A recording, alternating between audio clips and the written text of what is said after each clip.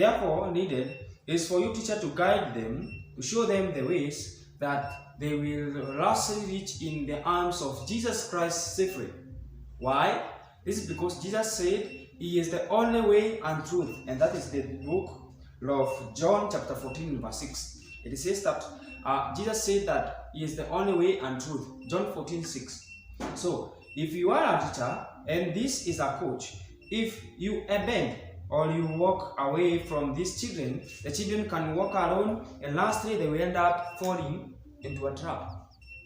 Now it is for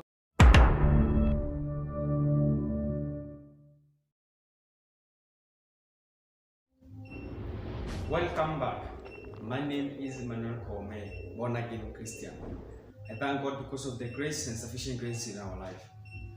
Last week we started at the children of the world.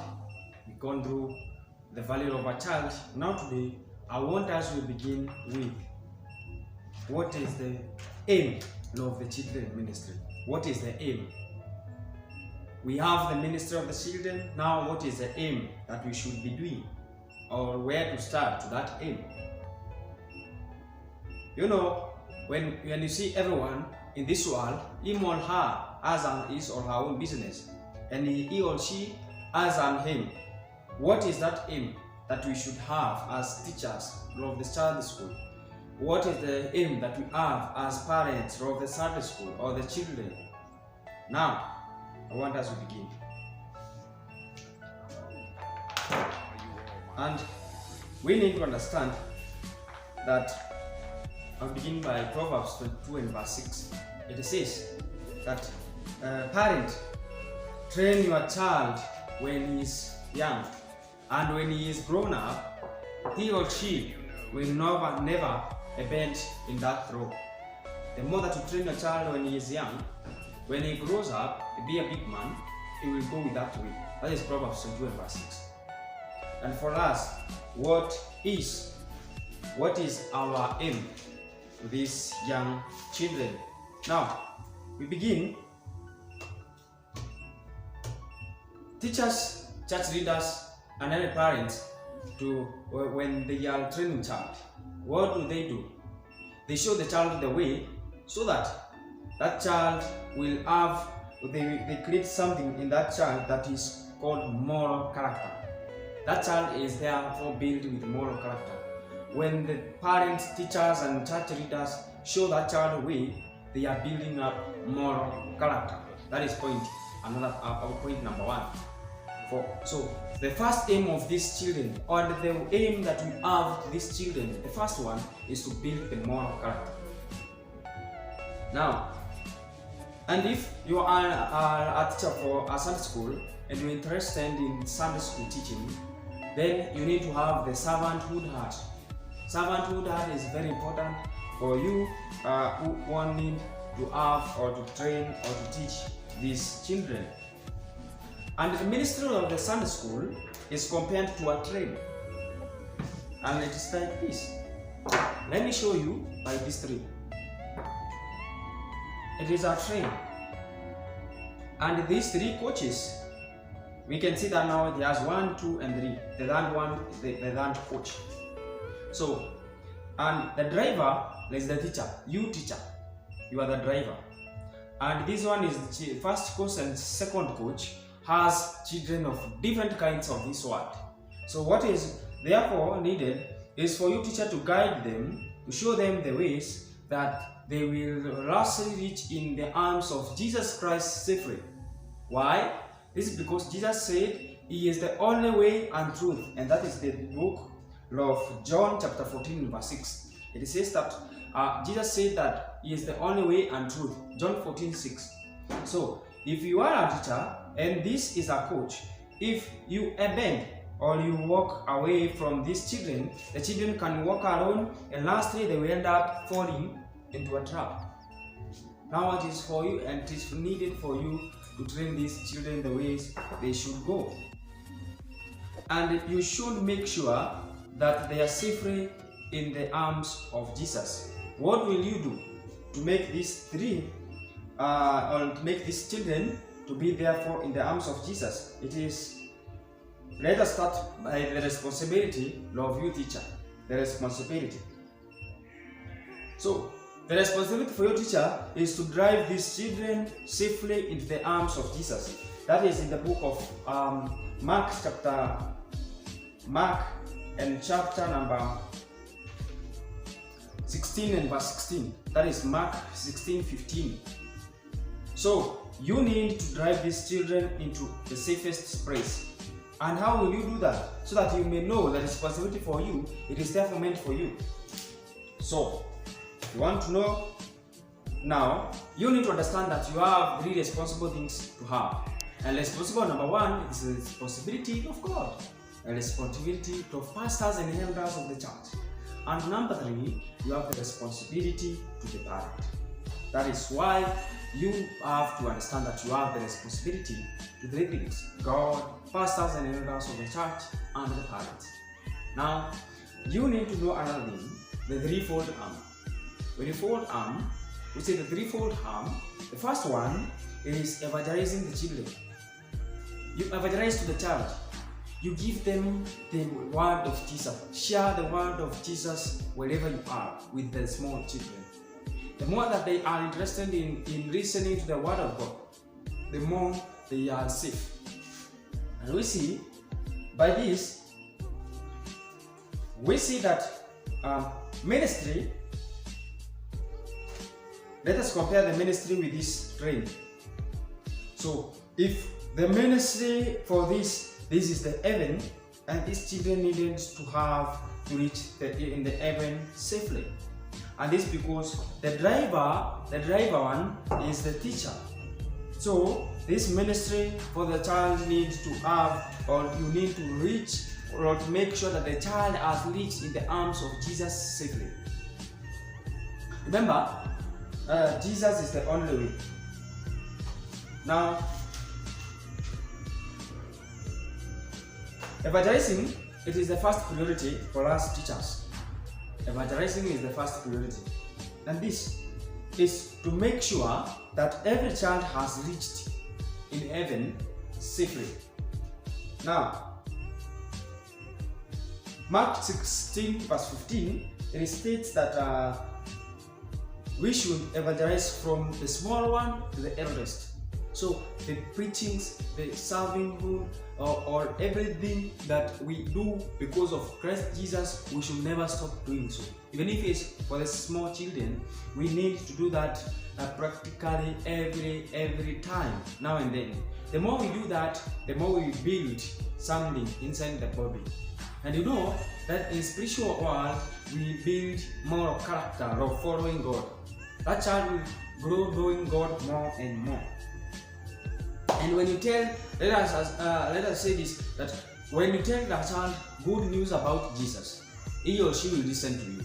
And why? Is it because the child has ears? And when he or she is listening the stories of Jesus, she will have the eager, or he will have eager to know more about Jesus. So that time now, you need to use it to show them the love of Jesus, how Jesus is, how the love of Jesus is, how they can continue serving Christ. Now, and we need to understand that we need to lead many children in the work of Jesus, or to lead many into salvation. How? When you lead the children to the salvation, remember the book of John chapter 1 and verse 12. It says that when you become the Son of God through Jesus Christ, you will have the assurance and identity to be the Son of God. This is because first, you have made a relationship with Jesus. So relationship with Jesus, that is getting salvation, then you have the right to be called the Son of God. Now, another one is by discipling them. You need to know that in the book of John chapter 8 and verse 31, when we want to bring more children into heaven, that is the thing that we have, the priority that we need in every day. We need to bring more children in the presence of God and even in heaven. Now, because of that, we need to disciple them. Remember Jesus and 12 disciples, and he was showing them, training them how to pray, training them how to do everything. Jesus had time with his disciples, showing them how to preach, showing them how to serve God. Now it is for you time for you, a teacher, to do that thing. To disciple your children wherever you are. Disciple them, show them they can, show them they will. So when you do that, by showing them, and how will they know that?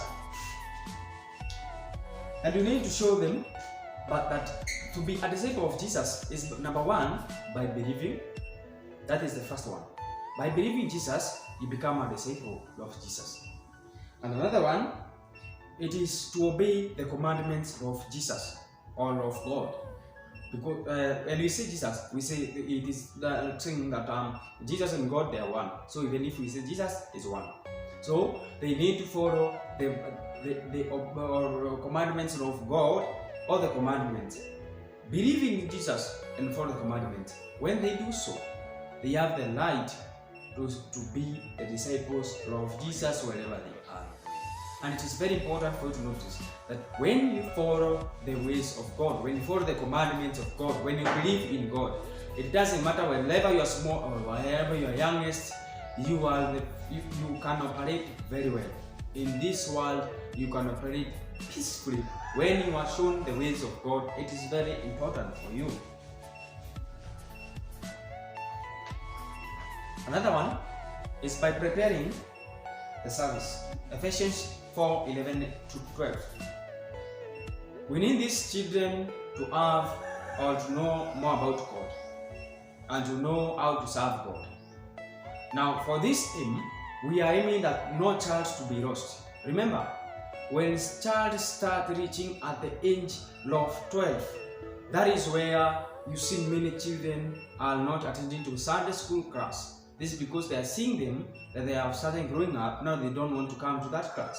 What you need to do is, so that they will not escape or they will not be coming to that Sunday school, you need to start giving them some work to do. Help them that they have, someone is serving us, he is reading songs. Another one is he or she is preparing the seats. Now when you do so, you encourage them. You are encouraging them. So even if one will have the eager to not come in that Sunday school in the morning, he or she will not want to come. But if she knows that she has a work to do in church, she will attend, or he will attend. Now we need to start preparing them. Everyone, every child, we need to start preparing them for the service. It is very important for you teachers to understand that we prepare the child, or wherever you are, we prepare this child when they are young, so that when they start growing up, they become something that it is of more need in the community, in the society, and even in the church. So if we start training them when they are in small value, they will start getting old, increasing even in wisdom. Remember, and we can ask ourselves, how should we train, or how will they know how to work very efficiently? Number one, we should teach them. When we teach them, how to serve God, that is the first thing. Remember, the servant of God who was taught to serve God when they were young, Samuel began to serve God when he was young. He was young, and he was working in the house of God. Who else? David. David, when he was young, by the time that he had the sheep of his father, he started serving God when he was young. Who else? Timothy and Esther and the missionaries. You see now, we need to train them when they are young. Number two, they need to follow our examples as teachers. First Timothy 4:12. We need to know we should be accorded an example. You teachers, wherever you are, let the child have an example to look at you. You need to have an example to your children that you train. At least let them have a good example that wherever they are, wherever they do, they have an example to follow you. And the last one, let them practice serving. Anywhere in church, anywhere in home, Allow them to prepare themselves. Allow them prepare themselves when they are young in serving God in all the areas. When they do so, remember the aim of us is to build the moral character in children.